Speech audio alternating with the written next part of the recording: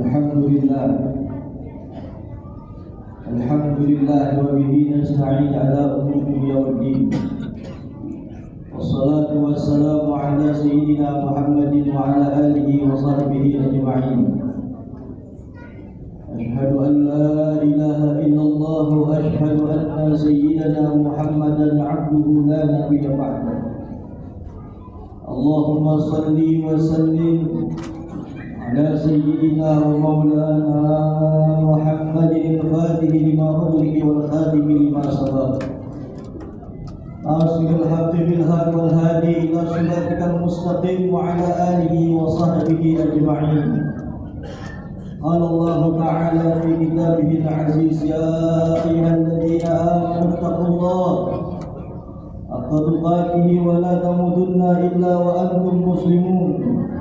وقال صلى الله عليه وآله وصحبه وسلم: اتق الله حيثما كنت. صدق الله العظيم وصدق وبلغ النبي العظيم ونحن على ذلك من الشاهدين. فيا معاشر المسلمين، أوصيكم ونفسي بتقوى الله وبطاعة نبينا محمد صلى الله عليه وآله وصحبه وسلم. أما بعد، عباد الله، jamaah salat Jumat yang dimuliakan oleh Allah Subhanahu wa taala. Alhamdulillah, segala puji bagi Allah Subhanahu wa taala yang sampai saat ini masih menitipkan begitu banyak nikmat kepada kita. Salah satu nikmat yang begitu agung yakni sehat walafiat, sehingga kita bisa datang ke tempat yang mulia, yakni rumahnya Allah Subhanahu wa taala, dalam rangka melaksanakan kewajiban kita selaku hamba Allah yang baik, yaitu melaksanakan salat Jumat berjamaah. Mudah-mudahan amal ibadah kita dibalas dengan kebaikan oleh Allah Subhanahu wa taala. Tiada henti-hentinya di setiap Jumat di atas mimbar yang mulia, sang khatib selalu menyampaikan wasiat yang begitu istimewa. Wasiat yang Nabi sampaikan kepada sahabatnya, sahabat menyampaikan kepada tabi'in, tabi'in, sampailah wasiat kepada kita yang diulang-ulang di setiap Jumat, yakni tentang wasiat bagaimana kita menjalankan ketakwaan dan keimanan dengan baik kepada Allah Subhanahu wa taala. Dengan ketakwaan dan keimanan yang baik kepada Allah dan menjadi jembatan husnul khatimahnya kita. Amin ya rabbal alamin. Ibadallah, jamaah salat Jumat yang dimuliakan oleh Allah Subhanahu wa taala.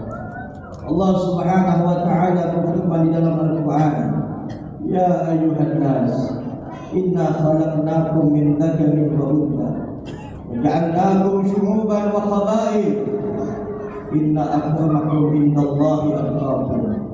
Wahai manusia sekalian, sesungguhnya kami, kata Allah, telah menciptakan kalian berpasang-pasangan, ada laki-laki dan ada wanita, lita'arufu, untuk saling mengenal satu sama lain. Sesungguhnya manusia yang paling mulia di hadapan Allah adalah manusia yang ketakwaannya baik di hadapan Allah Subhanahu wa taala. Kita lihat konteks ayatnya, ibadah Allah. Ketika Allah Subhanahu wa taala menyampaikan, "Waja'alnakum min syu'uban wa qaba'il," kami jadikan kalian bermacam ragam suku dan kabilah, lita'arufu, untuk saling mengenal. Bahkan ulama tafsir menafsirkan lita'arufu bukan hanya saling mengenal, namun saling menyayangi dan mengasihi satu sama lain. Sebagaimana di dalam hadis telah Nabi sabdakan, "Ar-rahimuna yarhamuhum rahman, irhamu man fis sama, yarhamukum man fil ardi." Apa kata Nabi Muhammad di dalam hadisnya?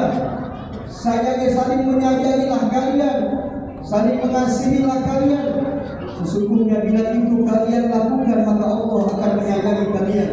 Irhamu man fil ardi, sayangilah mereka yang hidup bertetangga dengan kalian, yakni penduduk bumi.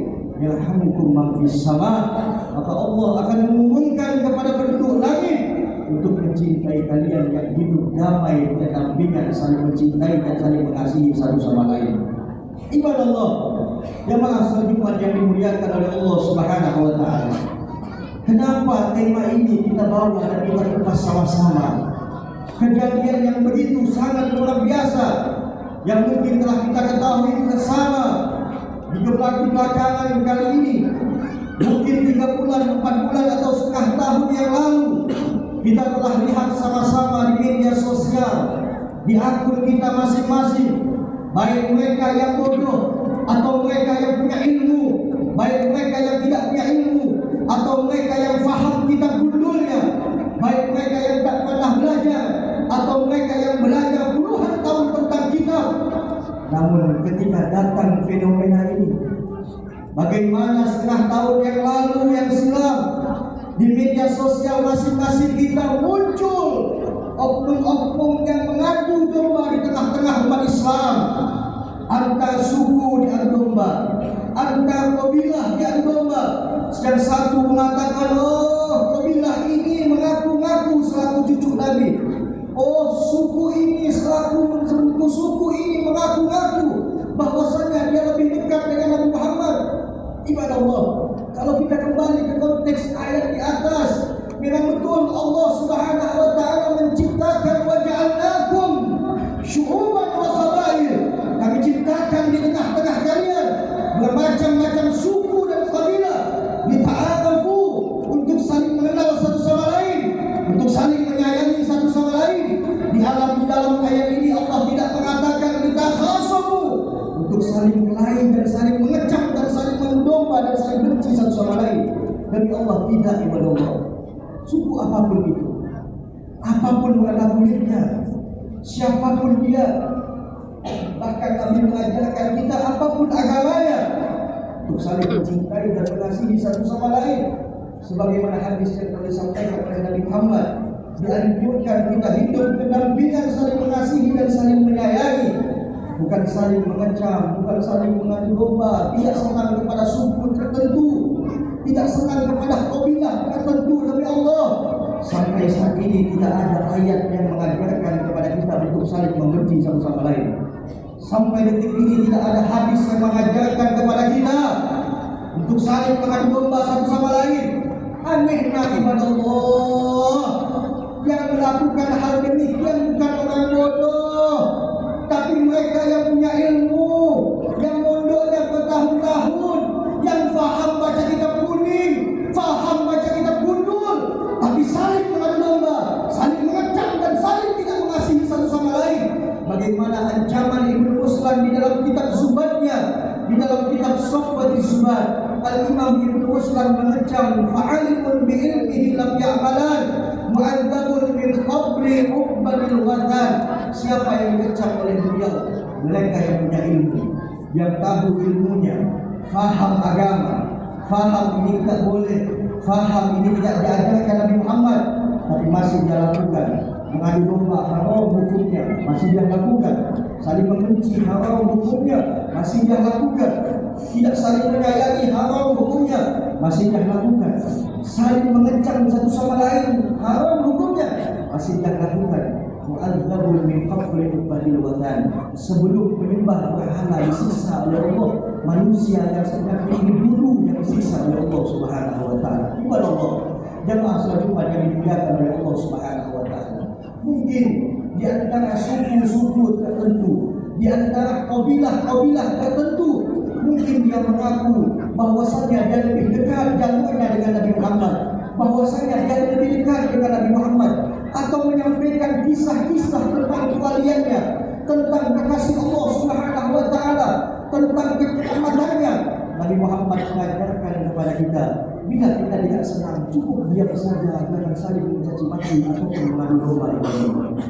Ibadah Allah, jemaah salat yang dimuliakan oleh Allah Subhanahu wa taala. Maka ayo, jangan sampai otak dan pikiran kita terdoktrin oleh orang-orang yang mengajarkan kita untuk saling benci satu sama lain dan saling tidak mengasihi satu sama lain. Ibadah Allah, jemaah salat yang dimuliakan oleh Allah. Dalam hadis Nabi sabdakan, haqqul muslim 'alal muslim sittun. Idza laqitahu fasallim 'alaihi, wa idza da'aka fa'ajibhu, wa idza 'atasa fa'hamidallah fashammidhu, wa idza mata fadba'hu, wa idza marida fa'adhu.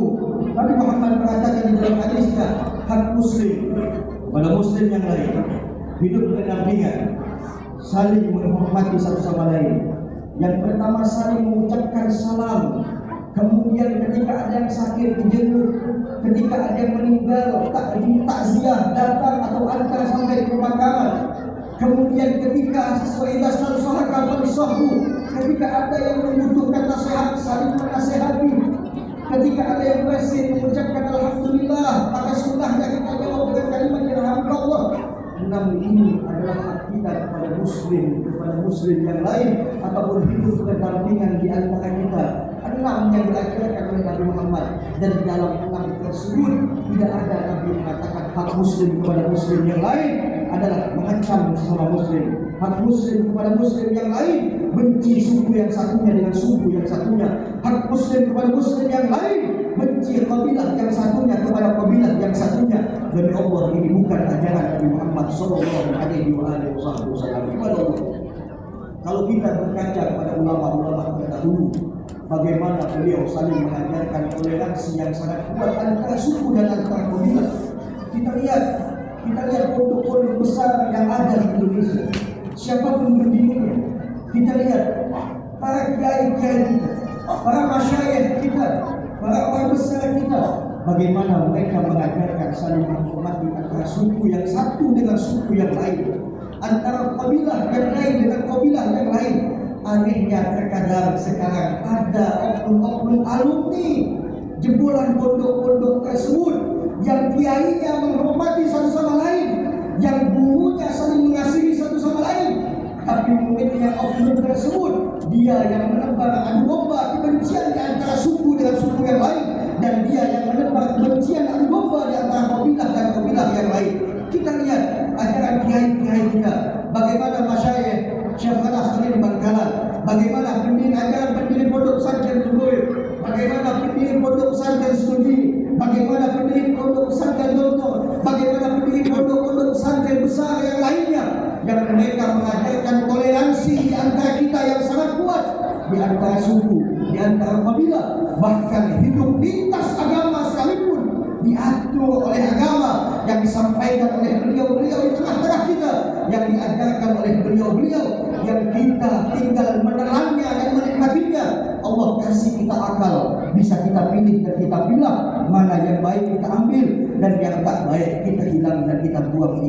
Ibadallah, jamaah salat Jumat yang dimuliakan oleh Allah Subhanahu wa taala. Sebagai penutup khutbah yang singkat ini, maka ayo jangan sampai otak kita dan akal kita dibodoh-bodohi oleh mereka yang saling mengadu domba antara suku dan antara kabilah. Suku apapun itu, kabilah apapun itu, warna kulit apapun itu, kalau dia salah, ya tetap salah di hadapan Allah Subhanahu wa taala. Siapapun dia, anak siapapun dia, kalau salah, ya tetap salah di hadapan Allah Subhanahu wa taala. Tapi siapapun dia, suku apapun dia, kabilah apapun dia, apapun warna kulitnya, kalau dia bertakwa kepada Allah, sebagaimana lanjutan ayat di atas, inna akramakum indallahi atqakum, sungguh manusia yang paling mulia di hadapan Allah adalah mereka yang paling bertakwa di hadapan Allah Subhanahu wa taala. Mudah-mudahan Allah hilangkan kebencian di antara kita, dan Allah hilangkan adu domba di tengah-tengah kita, dan mudah-mudahan Allah selalu memberikan kita kebaikan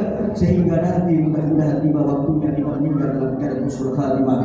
Amin ya rabbal alamin. Inna hasanal kalam kalamullah al-malikil alam. Allah Subhanahu wa ta'ala yaqulu bi qawlihi yahdil muhtadun fa idza quri'a al-qur'an fastami'u wa ansitu la'allakum turhamun. A'udzu billahi samil 'alim min syaitanir rajim. Bismillahirrahmanirrahim. Wallahu ahad. Allahu samad lam yalid wa lam yulad wa lam yakul lahu kufuwan ahad. Barakallahu lakum fil Qur'anil 'azim wa nafa'ani wa iyyakum fihi min ayatil dhikril hakim. Laqad ja'alani wa bikum tilawatahu innahu huwas samiul 'alim.